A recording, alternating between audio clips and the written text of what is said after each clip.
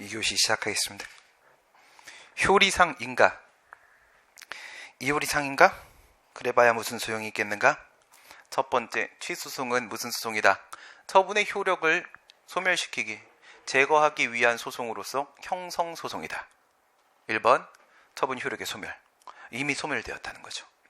이미 소멸이 되었다면 이 소송의 목적은 이미 달성된 것이다. 그럼 더 이상 이 소송은 필요가 없다. 이게 결론이 되는 것이죠. 두 번째, 이익침해 해소. 우리가 제기하는 취소송은 주관적 소송이다. 주관소송이라는 겁니다. 그러면 이 이익침해를 해소시키고 권리와 이익을 회복받기 위한 소송인데 그 이익침해가 이미 해소돼 버렸다는 겁니다. 나의 노력과 관계없이 해소가 돼버린 거야.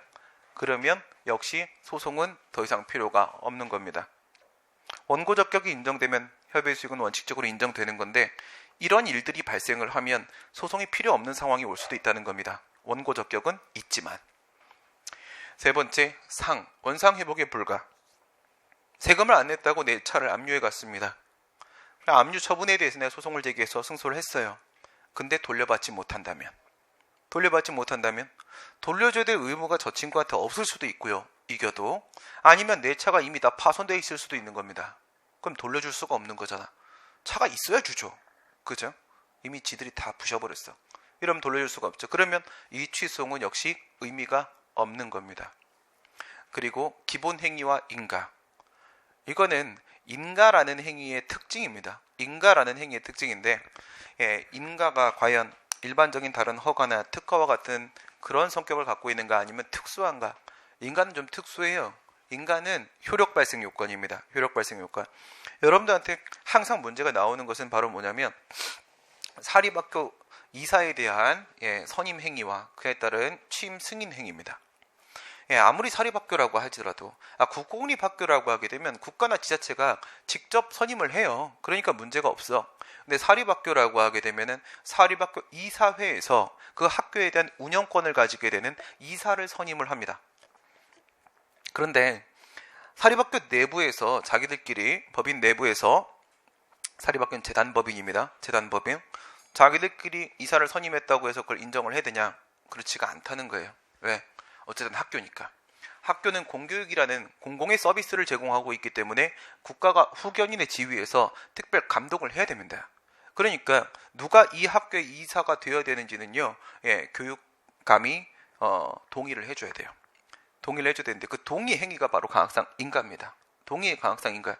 근데 얘네들이 만약에 이사회도 열지 않고 이사를 막 선임을 했다라거나 그 과정에서 동의 정족수가 잘못됐다라거나 이렇게 이사의 선임 행위에 문제가 있을 때 교육감의 그 취임 승인이라는 인가 처분에 대한 소송을 제기하면 뭔 실익이 있겠는가? 아무 실익이 없어요. 만약에 이러면 어떨까? 얘네들이 선임 행위를 했죠. 이거는 자기들끼리 사법관계에서 한 사법행위거든. 사법행위는 우리 아까 봤던 공정력이라는 게 없어. 공정력이라는 게 없으니까 위법함에도 불구하고 여전히 유효하게 통용되는 그런 상황은 존재하지 않아요. 위법이면 그냥 무효거든. 그러면 이사 선임 행위는 무효입니다. 무효인데 그걸 잘못 보고 교육감이 여기다가 취임 승인이라는 동의, 인가를 해줬단 말이야. 그러면 이 위법 무효인 선임 행위, 이 기본 행위가 이 인가 처분에 의해서 만약에 유효한 것으로 인정이 될 수 있다면, 즉 갑이라는 사람의 이사 지위가 인가 처분에 의해서 발생할 수가 있는 게 맞다면, 그러면 이 기본 행위의 하자를 이유로 해서 뭐에 대한 소송을 제기하면 되겠어요? 교육감의 인가 처분에 대한 취소를 제기해서 인가 처분을 제거해버리면 어떻게 돼?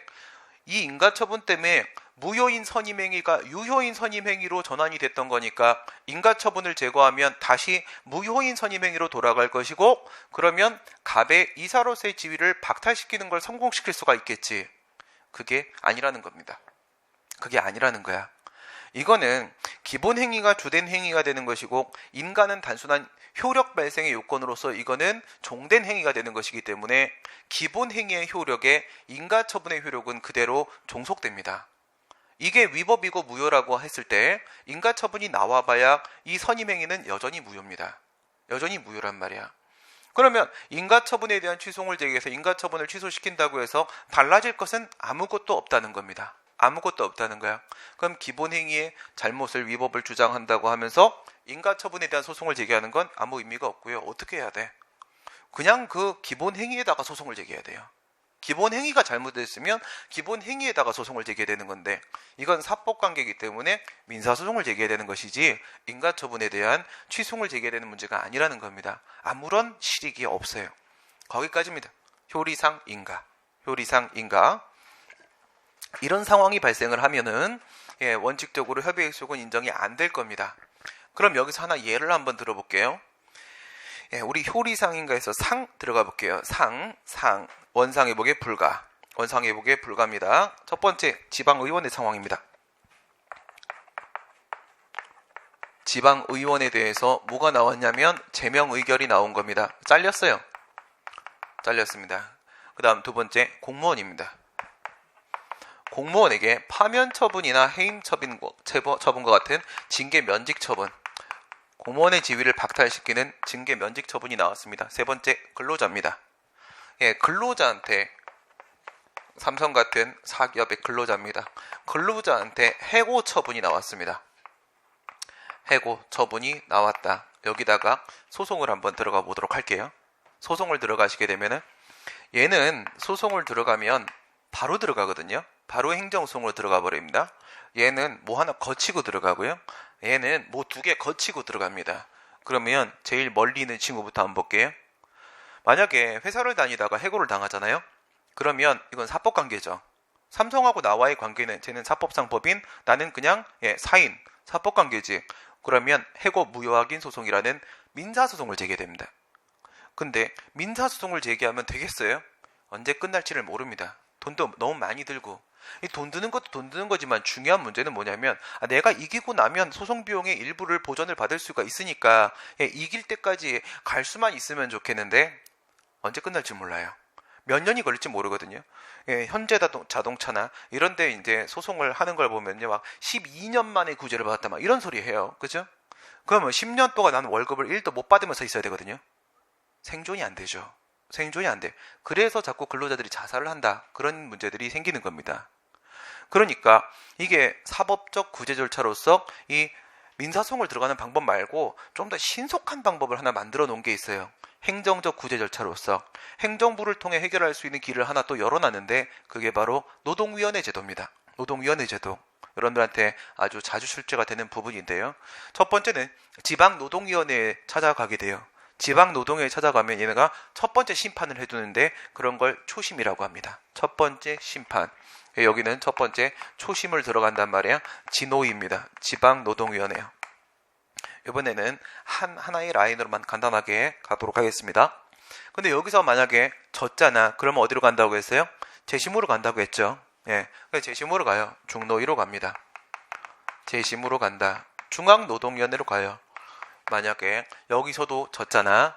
그러면 여기에는 재결주의가 적용되기 때문에 이 재결 처분, 재심 판정에 대해서만 소송을 제기할 수가 있습니다. 여기다가 이제 소송을 들어가는 거야. 여기서 이제 행정소송을 들어갔습니다. 두 번째입니다. 공무원. 공무원 같은 경우에는 바로 소송으로 못 갑니다. 공무원에 대한 불이익 처분이 나왔을 때는 소송으로 바로 들어가는 것이 아니라 소청심사라는 행정심판을 먼저 거쳐야만 됩니다. 그래서 여기서 행정심판을 한번 거쳐요. 소청심사. 행정심판입니다. 소청심사를 한번 거치고 그리고 나서 이제 행정소송으로 들어가게 됩니다.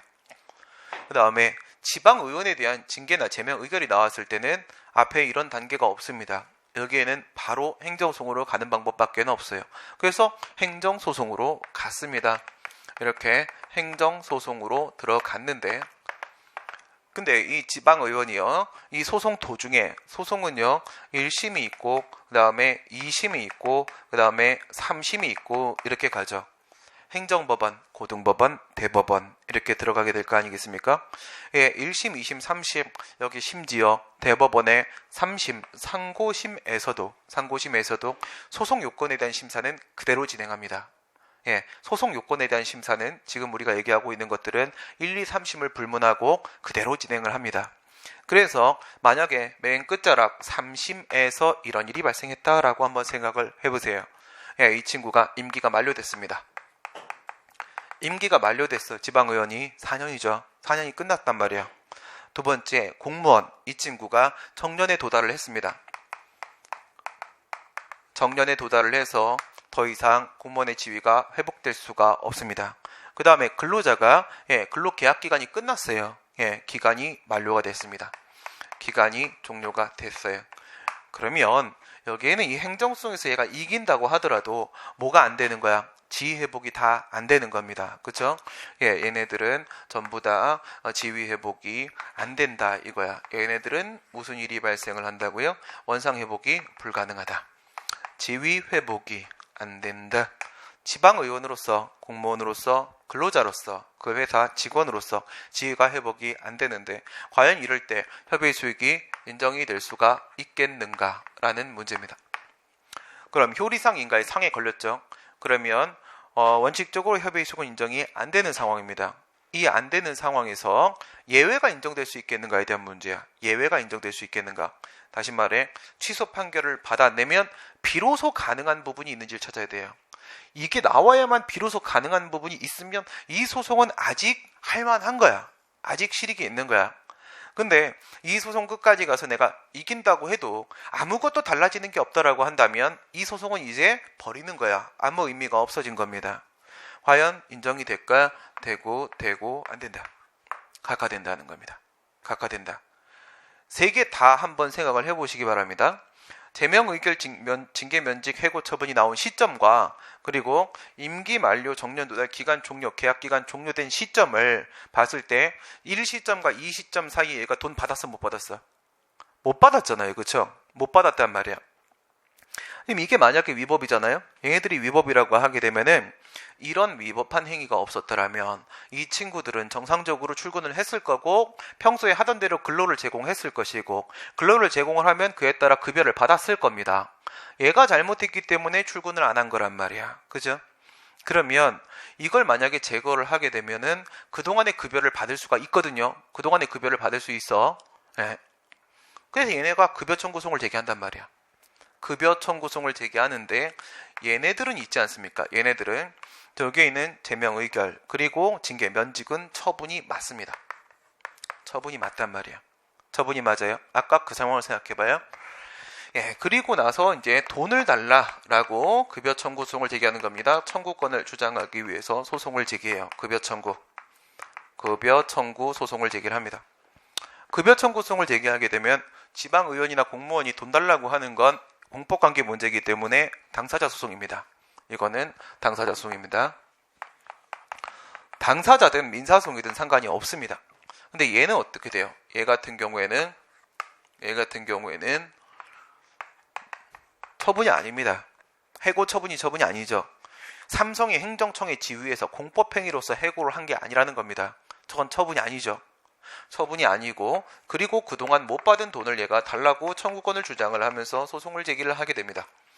급여 청구 소송을 제기를 하게 된다는 거지. 이건 사법관계죠. 사법관계니까 민사소송 들어가겠죠. 차이는 없습니다. 당사자 소송이든 민사소송이든지 간에 말씀드린 대로 취소 소송의 수소법원은 아닙니다. 따라서 저 구성요건적 효력, 공정력을 깰 수 있는 취소권, 권한을 가지고 있는 것이 아닙니다. 그러면 얘네들도 둘 다 똑같겠죠. 얘한테 돈을 줘야 될 것인가 말 것인가, 얘가 돈 달라고 요구할 수 있는 권리가 있는가 없는가를 판단하려면 먼저 이 친구부터 해결이 돼야 되는 겁니다. 먼저 해결해야 하는 문제, 선결 문제가 이렇게 나서게 되겠죠. 선결 문제가 이렇게 나서게 되는데 이 친구는 구성요건적 효력이 있잖아. 그러면 이 법원은 이 처분의 효력을 부정할 수가 없다고요. 그대로 존재한다는 것을 자신의 판단의 구성요건으로 삼아야 되는 거지. 이거 손도 못 댑니다. 손도 못 대요.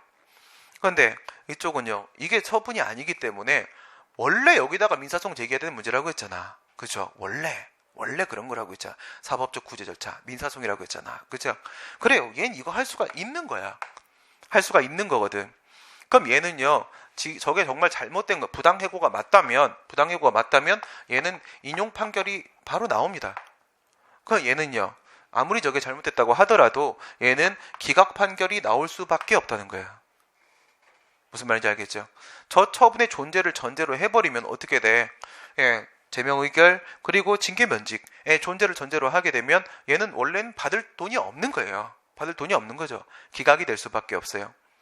그러면 얘는 취소를 들어갔죠. 지금 그 취소이 본안 판결 끝까지 가서 취소 판결이 나와가지고 확정이 돼가지고 저 제명 의결과 징계 면직이 파면이나 해임이 제거가 돼줘야 돼요. 제거가 돼주고 처음부터 없었던 걸로 인정을 받아야 되는 겁니다. 그래야지 지금까지 못 받은 돈을 달라고 요구할 수가 있게 되는 거야. 오케이. 그러니까 이건 어떻게 되냐? 이거는 중간에 뭐가 있어야 된다. 중간에 취소 판결 확정이 있어야 됩니다. 취소 판결 확정이 있어야만 비로소 돈을 받을 수가 있다. 이거야. 여기서 뭐라고요? 비로소입니다. 비로소. 이게 바로 주된 목적은 아닙니다. 취소의 주된 목적은 나의 지위를 회복시켜달라라는 게 주된 목적이지만 취소 판결을 받음으로써 비로소 가능해지는 부수되는 이익이 여기에는 존재하는 거야. 부수되는 이익 중에 이건 뭐지? 재산적 이익입니다. 재산적 이익. 그러면 위에 1번, 2번 두 개 같은 경우에는 이 취소의 현재 실익이 아직 남아 있습니까? 그렇죠. 남아 있죠. 저걸 이겨버려야만 돈도 받을 수가 있는 거야. 지위 회복은 이제 안 되는 상황이지만 저게 이겨져야만 돈을 받을 수가. 이건 뭐야? 지위 회복 안 되는 거죠. 원래 저 소송의 목적은 이제 목적 달성 불가 상태가 된 거야. 그런데 저게 있어야만 돈을 받을 수 있냐? 그건 아니라는 거지. 이건 민사소송을 스스로 해결할 수 있는 부분이 맞다는 겁니다. 그럼 저 취소는 자신의 역할을 다 한 겁니다. 다 한 거니까 저건 이제 각하되고 집에 돌려 보내야 되는 상황이 됐다는 겁니다. 이게 바로 뭐냐? 부수되는 이익입니다. 부수되는 이익입니다. 그 다음에 그러면 이런 식의 문제를 논의를 하는데 먼저는 우리 법조문부터 봐야 되겠지. 뭘 보시는 거냐면 12조입니다. 12조 1문이 원고적 격이라고 했지? 12조 2문이 협의 수익이라고 학설은 보고 있다라고 했습니다. 12조 2문이야. 근데 12조 2문에는 좀 이상한 말이 나와요. 무슨 말이 나오냐? 다만이야. 12조 2문에 가면 처분 등의 효과가 기간의 경과 집행의 종료 등으로 소멸한 이후에도 그 다음에도 회복되는 법률상 이익이 있는 자는 또한 같다. 이런 말이 나오는 건 무슨 말이겠어요? 원래는 인정이 안 되는데 더 이상은 회복되는 이익이 없을 것인데 그런데 예외적으로 회복되는 이익이 있을 때도 있더라 이거야. 그 회복되는 법률상 이익이 있으면 여전히 소의 이익을 인정하고 소송을 유지해 주겠다라는 얘기가 되는 겁니다. 그러면 그 기간의 경과 집행의 종료가 나오죠. 영업정지 생각해 보겠습니다. 강제철거 생각해 보도록 하겠습니다. 영업정지입니다. 먼저 나한테 1개월의 영업정지 처분이 나왔습니다. 그런데 소송 도중에 1개월이 지났어요. 이런 식으로 생각을 해볼게. 2개월로 해볼까? 간단히 딱딱 끊기 위해서. 딱딱하니까 딱딱 끊기 위해서 2개월로 한번 해볼게요. 나한테 영업정지가 나왔어. 그러면 난 이제부터 영업을 못해요. 2달 동안. 근데 소송을 제기할 때까지 나한테 시간이 얼마가 주어진다고? 90일이 주어진다고. 그런데 60일짜리죠. 법에서 1월이라고 하게 되면 무조건 30일입니다. 법에는 윤달 31일 이딴 거 없습니다. 무조건 30일입니다. 기간으로 칠 때.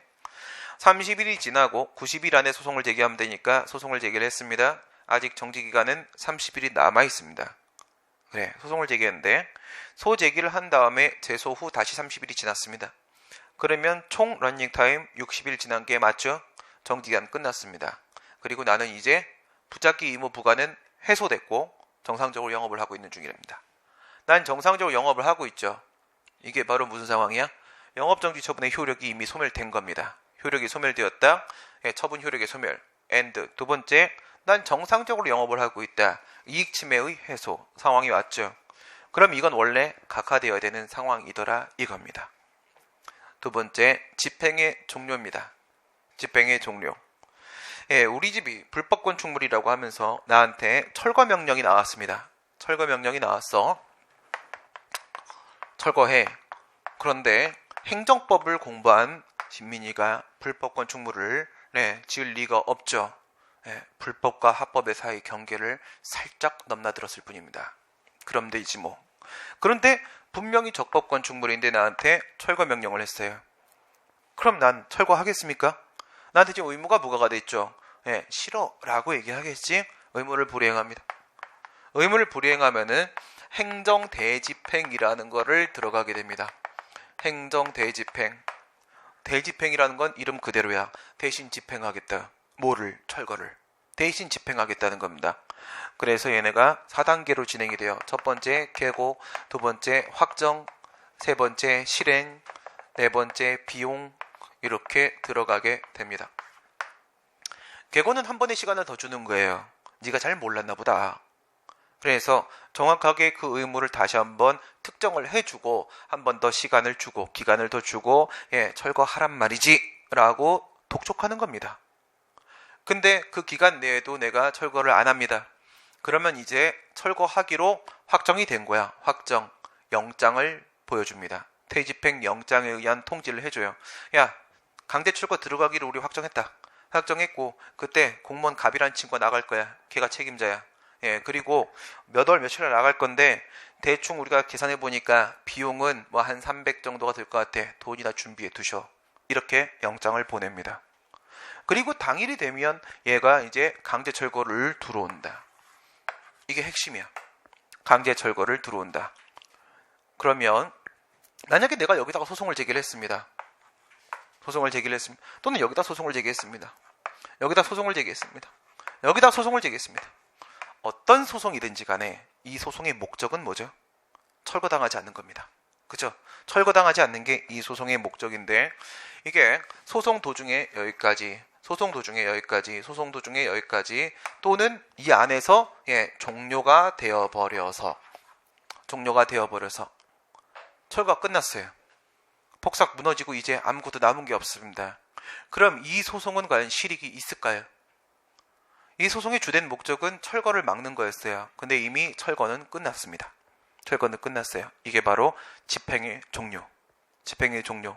강제 철거의 집행은 대집행. 집행은 끝났습니다. 영업정지, 강제 철거 두 가지를 대표적인 예를 가지고 말을 해봤습니다. 기간의 경과, 집행의 종료와 같은 문제 때문에 뭐가 소멸했을 때? 효과가 소멸했을 때. 효과, 무슨 효과? 법적 효과. 법적 효과라는 것은 법은 무슨 법? 실체법.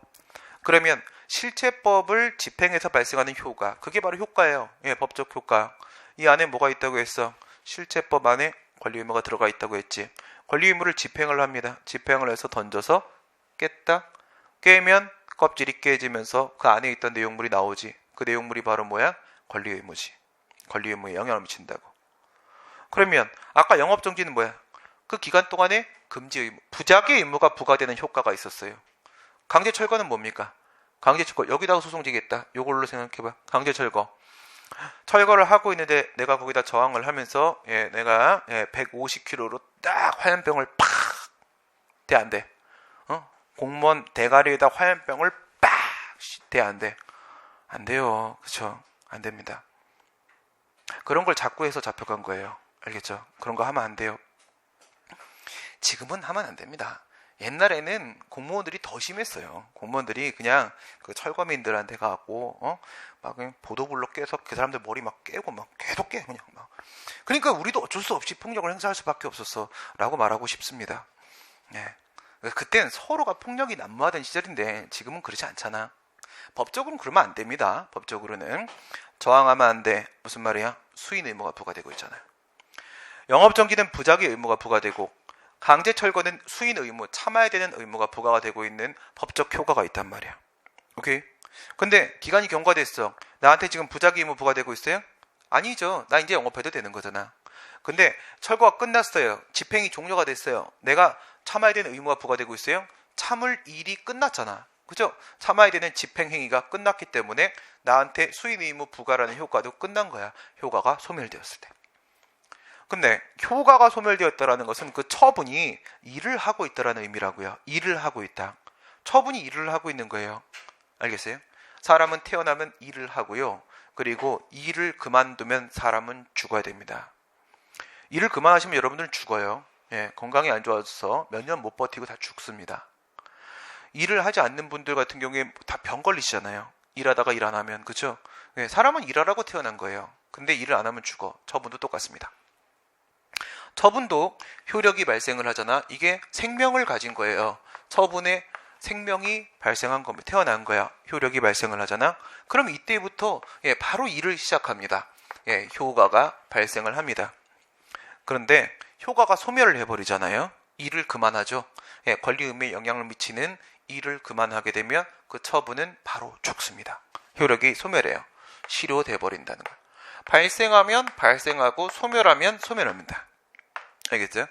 그러면 여기서 효과가 소멸했다라는 뜻은 효력이 소멸했다는 뜻입니다. 그래서 교수님들은 효과 소멸이라고 한 번도 언급하지 않아요. 효력 소멸이라고 말하죠.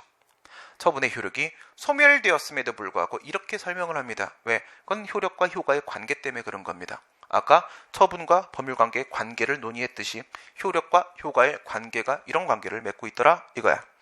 그럼 효력이 소멸했음에도 불구하고 회복되는 법률상 이익이 있는 경우가 있더라 이거지. 있더라 이거야. 오케이? 네. 그럴 때는 예외적으로 소이익이 인정될 수도 있다는 거야. 그럼 이 12조 2문 과연 뭐라고 해석을 해야 될 것인가? 문제가 생길 수가 있겠죠. 네, 왜? 1문하고 상황이 달라요. 1문은 2문과 비교해서 해석을 하는 거기 때문에 1문은 효력이 있는 상태를 전제로 해요. 2문은 효력이 없는 상태를 전제로 하고 있는 겁니다. 1문은 그래서 일반적 규정인 겁니다. 2문은 효력이 없어진 후에 예외적 규정이 되고 있는 겁니다. 그럼 우리가 원고적격이 인정되면 협의의 수익은 원칙적으로 있다. 처분 때문에 나의 권리나 이익이 침해되고 있다면 그 처분의 존재를 제거하면 나의 권리나 이익은 회복이 될 것이다. 원고적격이 인정되면 협의의 수익은 원칙적으로 있는 것이다. 라는 건 1문입니다. 1문입니다. 처분의 효력은 있다는 전제가 깔려야 되는 거야. 있는 중이고 쟤가 날 자꾸 때리고 있는 거기 때문에 쟤를 제거하면 나는 다시 회복될 수가 있는 거야. 그죠? 2문의 상황은 뭐야? 정상적인 상황이 아니란 말이에요. 정상적인 상황이. 오케이. 그래서 1문의 일반적 규정에서는 원고적격과 협의의 수익이 또이또이예요. 원고적격이 있으면 협의의 수익이 있는 거야. 2문의 상황은 바로 뭐냐면 1문의 원고적격은 인정이 되는데 협의의 수익이 없을 수도 있는 상황인 거야. 알겠죠? 원고적격과 협의의 수익이 불일치, 분리돼 버리는 상황, 예외적 규정이 2문이 돼요. 그랬더니 이런 말들을 하는 거예요. 통설은 뭐라고 말을 하는 거냐면 행정소송법 개정안이 통과되면 이게 이제 판례에서도 그대로 받아들여질 거야. 근데 지금 우리 판례는 아주 단순해요. 아주 세상 쉽게 살거든. 12조 이름이 원고적격. 그러면 1문, 2문 원고적격 끝. 1문에서 법률상 보이기라고 했으니까 2문에 있는 것도 법률상 보이기야 끝. 판례는 아주 단순하게 살아요. 왜? 거기다 자꾸 마음의 여지를 열어주고 그러면 들이대는 애들이 너무 많아. 그치? 들이대는 애들이 너무 많아갖고 그냥 딱 끊어버려요. 끊어버립니다. 하지만 학자들은 그게 아니죠. 학자들은 언제나 이상적입니다. 바람직한 방향으로 가고 싶어지는 거예요. 그래서 이런 말을 한다. 12조 2문입니다. 12조 2문 회복되는 법률상이익 과연 무엇일까? 그랬더니 이런 말을 합니다. 1문과 2문은 같은 거다. 똑같다. 1원론의 입장. 그런데 1문하고 2문은 다른 거야. 2원론의 입장을 취하는 사람들이 있어요. 1문하고 비교하는 겁니다. 이 친구는 뭐라고 얘기를 하는 거냐면 첫 번째, 1문은 원고적격이잖아. 그러니까 2문도 원고적격이야. 이렇게 얘기를 합니다. 그 다음 두 번째, 1문에 있는 소송은 형성소송이잖아. 처분의 효력이 있음을 전제로 하고 있는 거죠. 2문에서 없다고 했으니까. 그럼 효력이 있는 상태에서의 취소는 무슨 소송이야? 처분의 효력 변동을 시키는 소송, 형성소송이잖아. 처분의 효력이 있으니까 그 효력을 제거하는 소송이야. 형성소송이야. 세 번째, 1문에 있는 법률상 이익은 우리가 뭐라고 했냐? 법률상 보호이익이라고 했잖아. 그죠? 그래, 그렇게 본 거예요. 근데 2문도 마찬가지라는 거예요. 2문에 있는 회복되는 법률상 이익도 역시 마찬가지다. 2문도 원고적격이고 2문도 형성소송이야. 이런 얘기를 하는 겁니다. 어처구니 없죠? 정신 못 차리고 있는 겁니다 지금. 그 다음에 이게 판례야. 이게 통설이고. 얘는 뭐라고 보는 거냐면 1문은 원고적격이지만 2문은 아니야. 2문은 협의의 수익이야. 협의수익에 대한 규정은 행정소법 그 어디에도 없습니다. 취소도 없고요. 무효항의소송, 부작위협은, 당사자소송, 객관소송 어디에도 없습니다. 다만 취소의 경우에는 협의수익으로 볼만한 부분이 좀 있는 거예요. 그게 바로 12조 2문인 겁니다. 협의수익에 대한 규정은 그 어디에도 없습니다. 당연히 필요한 부분이기 때문에. 그 다음 두 번째, 얘들은 이렇게 말을 하는 겁니다. 여기에 2문에 있는 취소소송은 그건 계속적 확인소송이야. 이게 독일 방식입니다. 독일 행정법원법에는 1문의 취소송이 별도 법조가 있고 2문의 지금 우리 쪽 2문식의 취소송이 별도 법조가 따로 있어요. 따로 있으면서 그 2문 쪽을 계속적 확인소송이라고 말을 해요. 독일에서. 그거를 그대로 따라 하는 겁니다. 맞아요. 그걸 우리가 따온 거예요. 그 다음 3번 무슨 소송이라고? 확인소송이라고. 확인소송이면 이거는 위법성만 확인하면 충분한 소송이라는 뜻입니다. 처분의 효력을 제거하기 위한 소송이 아니라는 겁니다.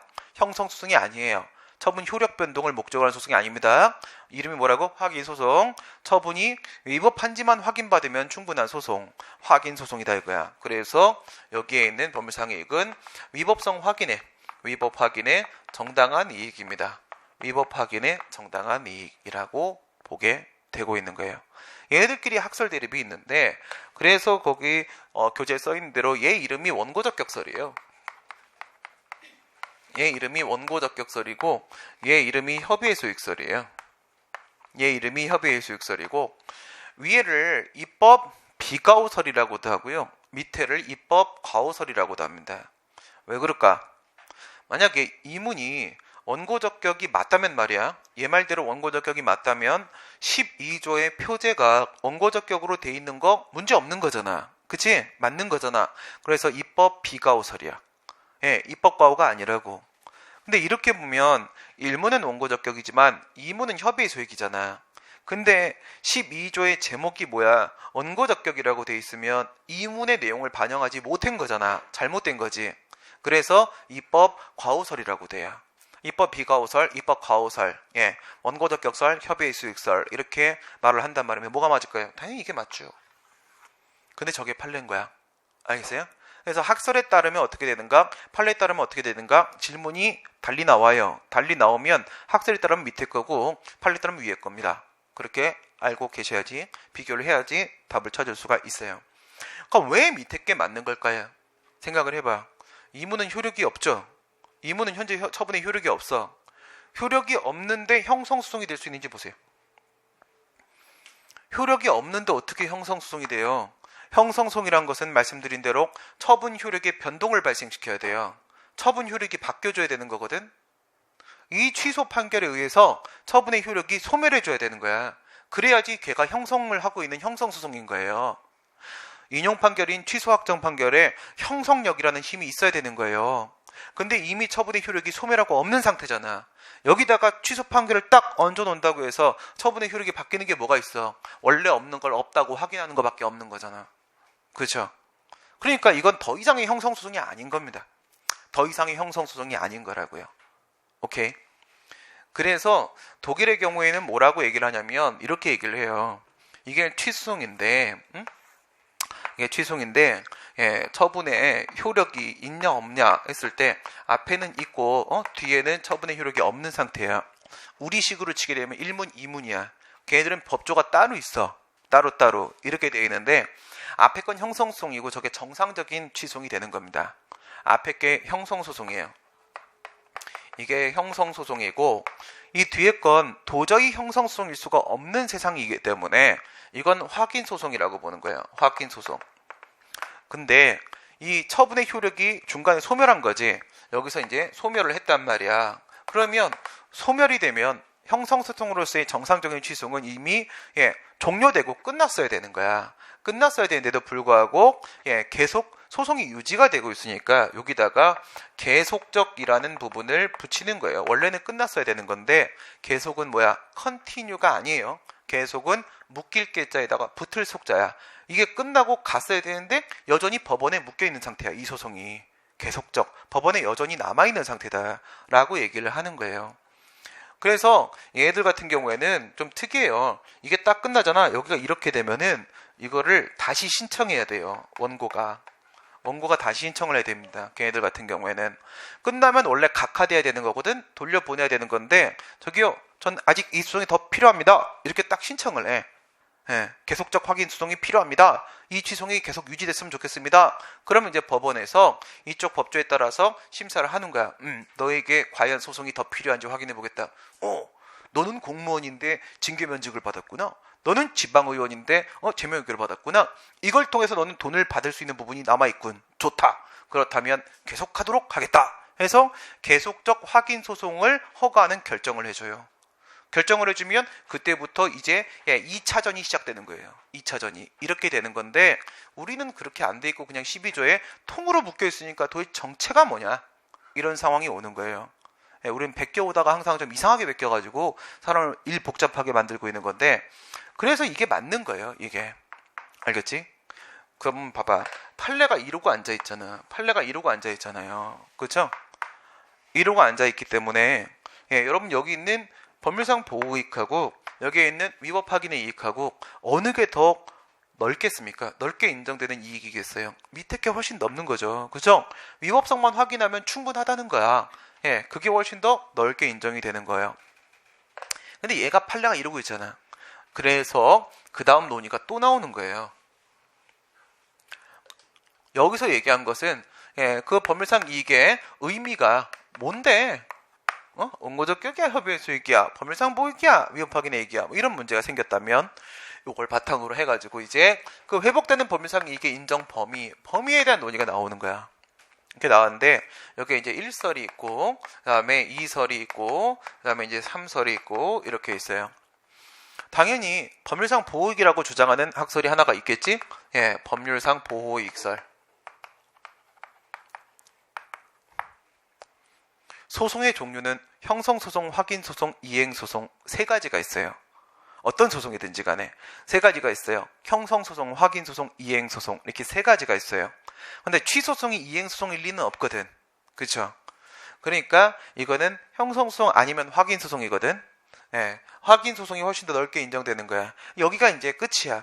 그래서 어떻게 되냐면 여기가 바로 왼쪽에 있는 위법 확인의 정당한 이익이 되는 거예요.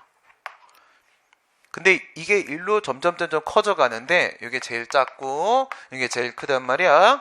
중간 단계, 이런 단계도 있어요. 이게 바로 뭐냐면 확대된 법률상 보호이익설이에요. 확대된 법률상 보호이익설. 확대된 법률상 보호이익설. 그러니까 이게 확대가 끝까지 확대되면 여기까지 가는 거야. 확대가 끝까지 확대되면. 이건 아예 확인 소송인 겁니다. 맨 밑에 3설은 아예 확인 소송인 거야. 그럼 봅시다. 판례가 여기서 법률상 보호이익이라고 했잖아. 법률상 보호이익이라고 했지. 그러니까 얘들은 원래는 일로 가요. 그 다음에 통설은 협의의 수익설의 입장을 취하고 있죠. 위법 확인의 정당한 이익이죠. 얘들은 일로 가요. 그럼 이미 결론 다 나온 건데 뭐하러 이런 얘기를 또 하냐? 저 판례 때문에 그런 거야. 판례가 종전 판례는 여기에 위치했다가 교재에 보면은 여기에 위치해 있는 판례가 제시가 돼 있을 거예요.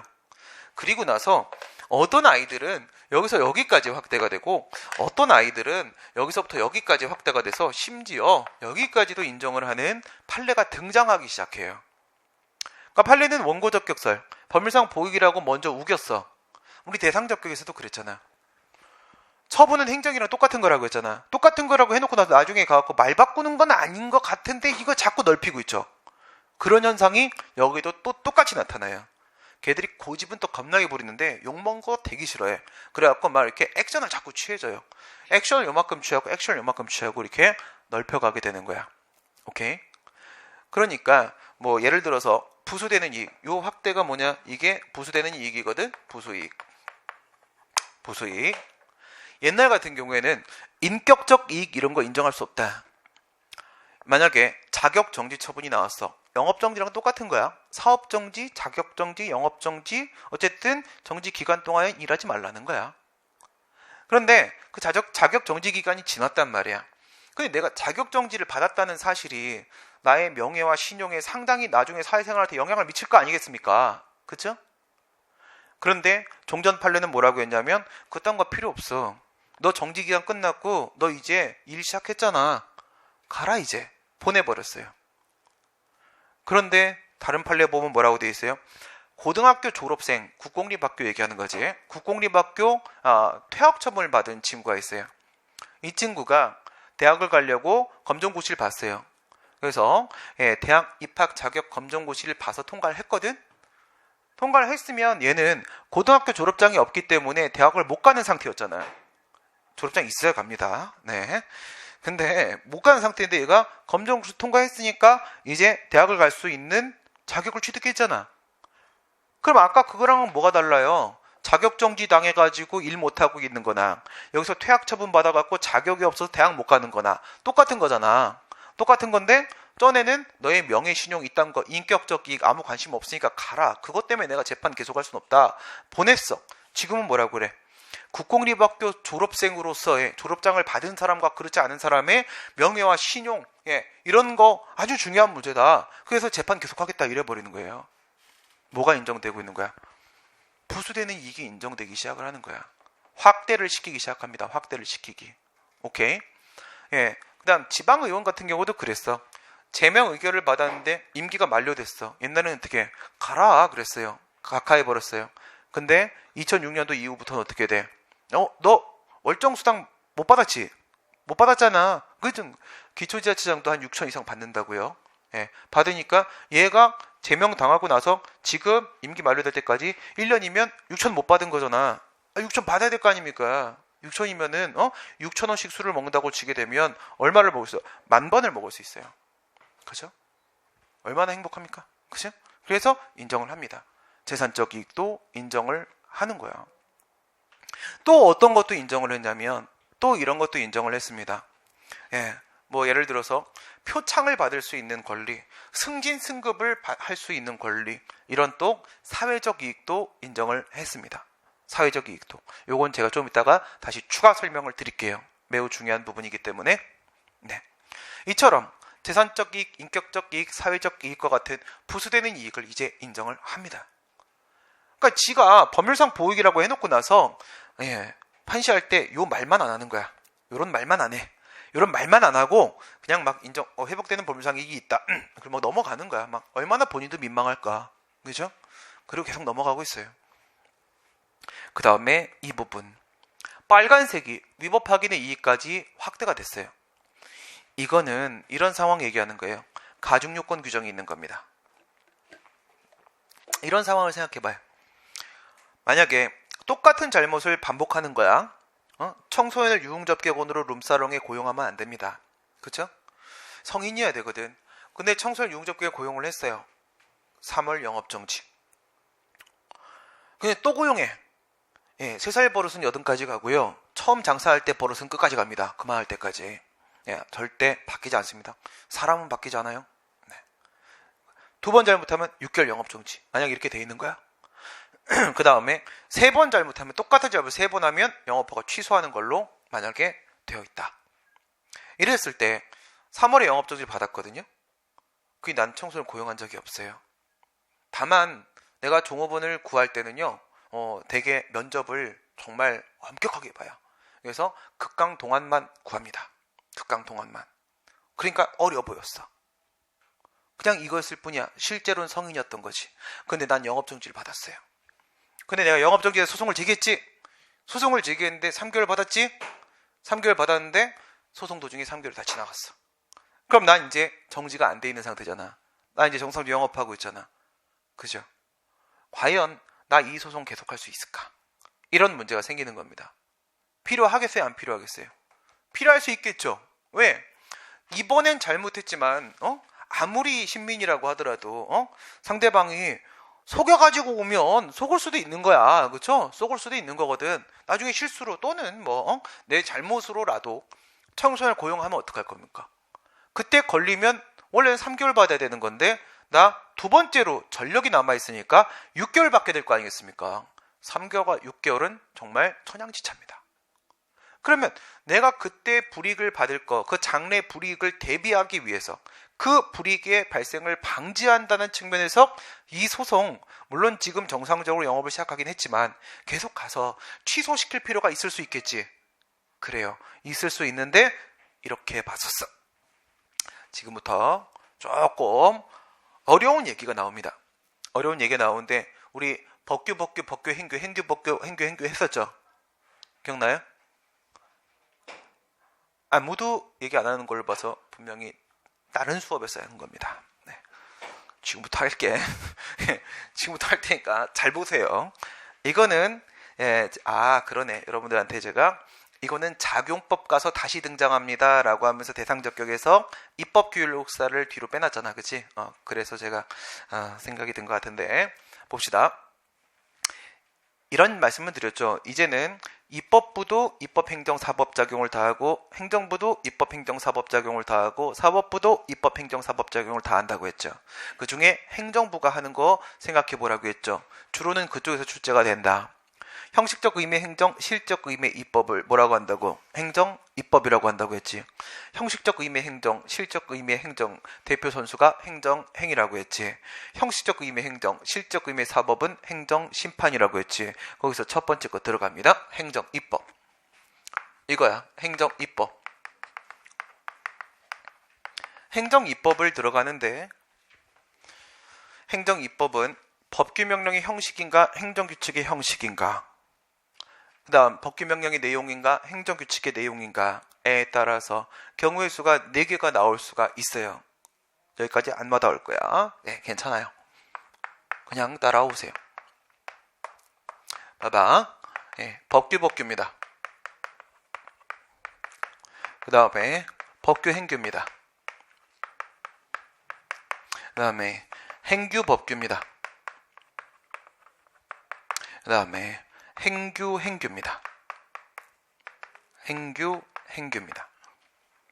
행규 이렇게 되어 있는데 먼저 결론부터 말씀드려 보게 되면은 이 2번하고 4번을 가지고 우리가 방금 얘기한 가중 요건에 대한 장래 불이익에 대한 문제, 협의의 소액 문제를 다루게 돼요. 2번하고 4번 가지고. 그리고 작용법 가서 다시 우리 보자고 말씀드렸던 그 행정 입법 부분은 대상적격 문제는 1번하고 3번에서 논의가 되는 부분이에요. 대상적격. 여기서 논의가 되는 부분입니다. 먼저 첫 번째 형식을 보도록 하겠습니다. 왼쪽이 형식이야. 여기가 형식이 아시죠? 박형식이라고 있어요. 그 다음에 여기가 내용, 실질입니다. 실질. 내용, 형식입니다. 우리 헌법 제75조에 보게 되면은 시행령에 대한 규정을 두고 있어요. 법에서 시행령 그러면 그건 우리가 알고 있는 강학상 대통령령입니다. 대통령이 제정하는 거예요. 그 다음에 법에서 시행규칙, 헌법 95조에 보게 되면 시행규칙에 대한 규정을 두고 있어요. 실정법상 우리가 시행규칙이라고 하게 되면 우리가 알고 있는 총리령, 부령입니다. 국무총리도 법을 제정을 하고요. 각 부장관도 법을 만들게 됩니다. 그 외에도 우리 헌법에는 어떤 내용들이 있어요? 법규 명령의 형식이라고 예정을 해놓은 것들이 있는데 대법원 규칙이라거나 헌법재판소 규칙이라거나 중앙선거관리위원회 규칙이라거나 국회 규칙이라거나 이런 것들이 있습니다. 이게 뭐죠? 헌법에서 법규 명령의 형식으로 이미 예정해 놓은 것들이야. 그거 말고 다른 형식으로 행정입법이 만들어지면 그거는 형식이 행정명령, 행정규칙이라고 말합니다. 오케이? 행정입법의 산물은 있잖아. 행정입법의 산물은 국가기관이 만들었다고 했을 때 그걸 우리가 명령이라고 그래요.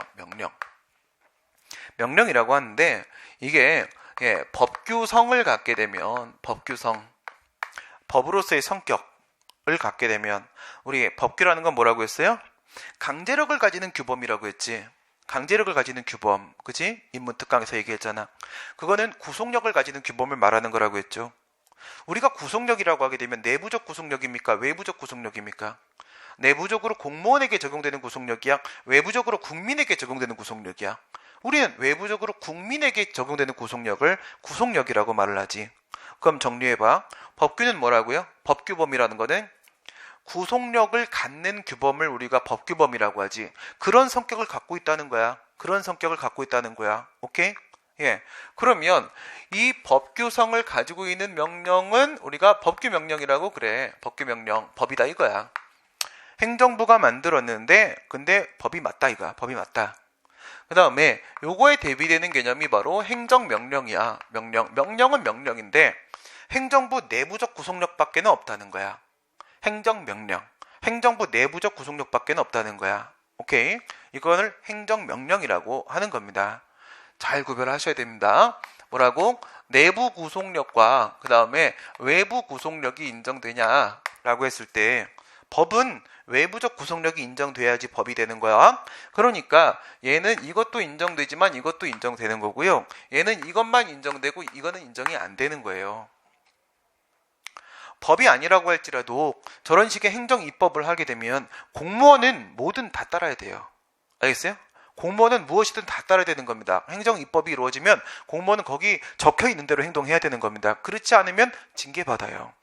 내부적 구속력은 비록 행정명령이 불가하다고 할지라도 공무원에게 구속력은 미치는 게 맞아요. 근데 이 친구의 별칭이 있어요.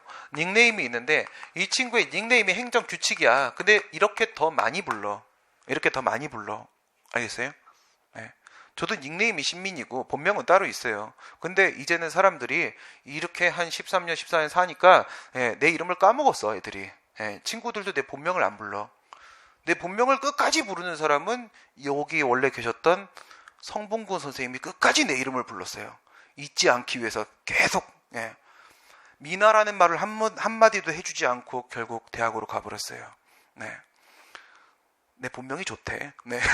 난 본명이 싫어서 이름을 바꾼 건데. 네. 그래. 이 이름이 더 많이 불려요. 알겠습니까? 행정규칙이라고. 법이 아니라는 거야. 행정입법을 했는데 법이 아닌 놈을 행정규칙, 행규. 알겠어요? 그러면 말이야. 이 법규명령 형식은 헌법에서 예정해 놓고 있는 친구겠지? 기본이 시행령 시행규칙이야. 기본이 시행령 시행규칙이고 그 다음 이제 떨거지들 있지. 서태지와 아이들처럼 아이들이 있어. 대법원 규칙, 국회 규칙, 헌재 규칙, 이런 것들, 중앙선관위 규칙 이런 것들이 있는 거야. 그거 말고 이상한 이름 붙은 애들이 있어요. 훈령, 고시, 예규, 통첩, 일일명령, 지시, 하여튼 겁나게 많아. 이런 것들이 행정규칙의 형식인 거야. 얘들 빼고 나머지들이 행정규칙의 형식인 거야. 오케이.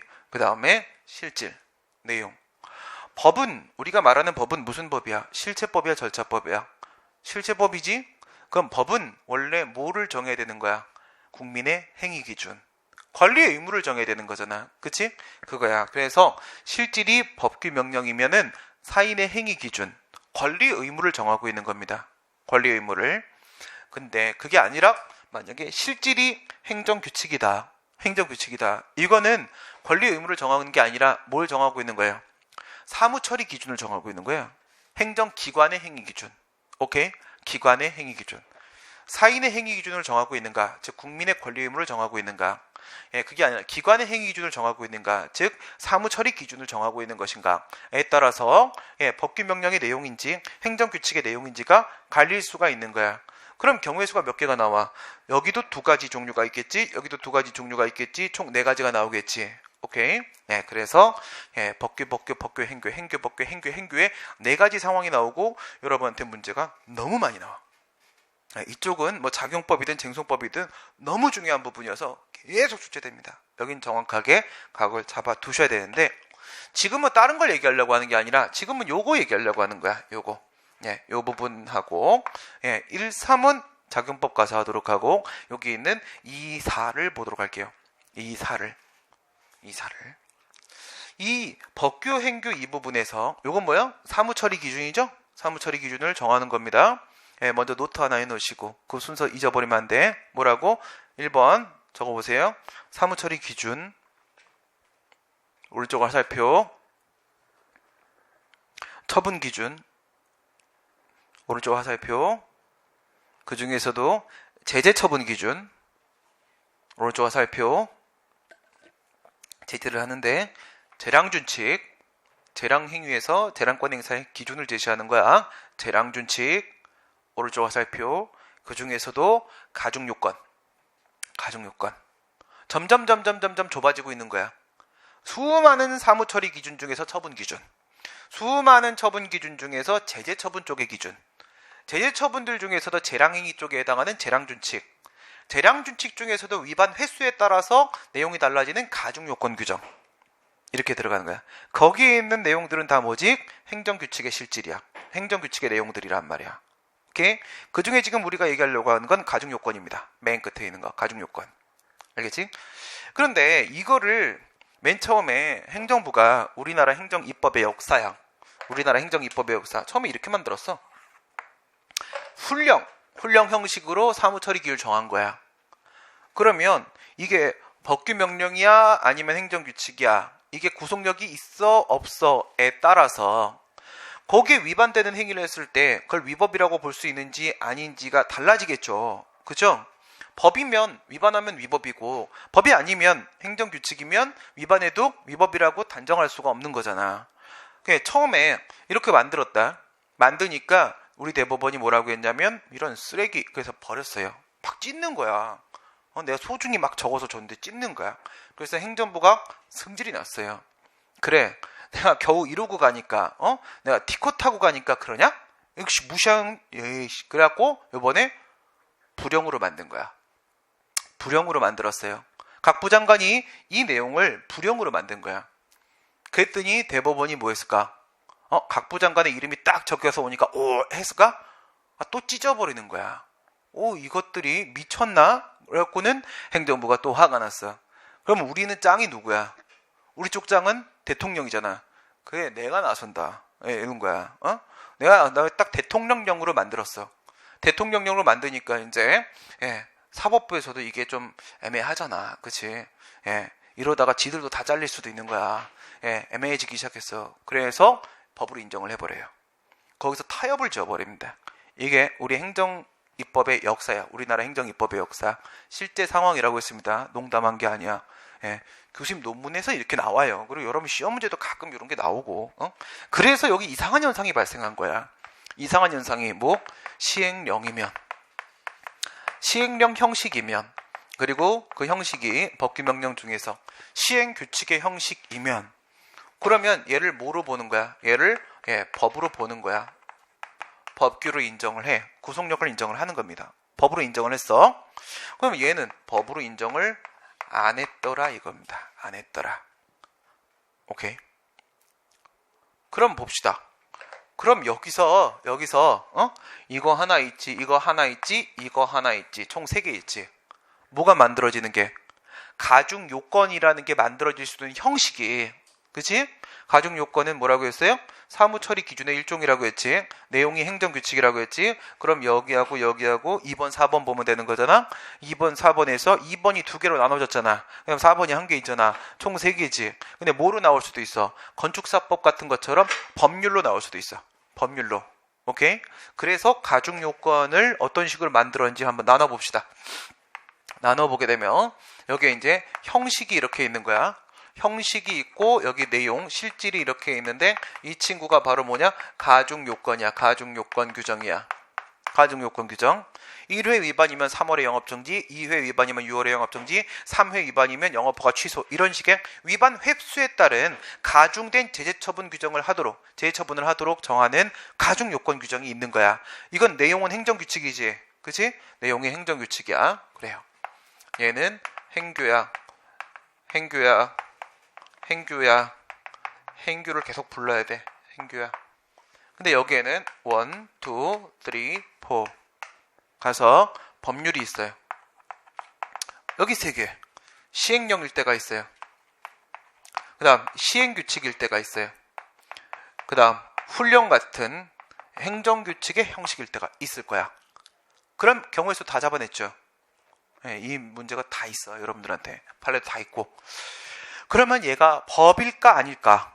법일까 아닐까? 이게 법규성이 인정될까 안 될까? 법으로 볼 수 있을까 없을까?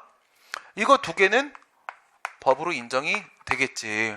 판례에 따르면 이거 2개는 법이 아닌 거라고요. 법이 아닌 거란 말이야. 그러면 저 가중요건 때문에 두 번째, 세 번째 잘못하게 되면은 가중 제재처분이 나오겠지. 그 가중 제재처분이 뭐야? 장래 위험이라고요. 장래 위험이라고. 그래, 그럼 여기서 이제 장래 위험으로 한번 가봅시다. 나중에 사실은 첫 번째 잘못인데 마치 두 번째 잘못처럼 취급받아서 6개월의 영업정지를 받고, 사실은 두 번째 잘못인데 세 번째 잘못인 것처럼 취급받아서 영업허가 취소를 당하는 그런 식의 장래 위험. 얘네들은 어때요? 법의 근거를 둔 장래 위험이죠. 법의 근거를 둔 장래 위험이기 때문에 이거를 법률상의 위험이라고 그래요. 법률상 위험. 법률에 근거해서 발생하는 장래 위험이란 뜻이야. 얘네들은 법의 근거를 둔 장래 위험이 아니잖아. 그러니까 이런 거를, 법률의 반대말은 언제나 사실이야. 그래서 사실상 위험이라고 그래요. 사실상 위험. 오케이? 사실상 위험이라고 합니다. 그런데 우리 판례가 어느 입장을 취하고 있다고? 법률상 보호이익설의 입장을 취하고 있대요. 그치? 왜? 원고적 격설의 입장을 취했으니까.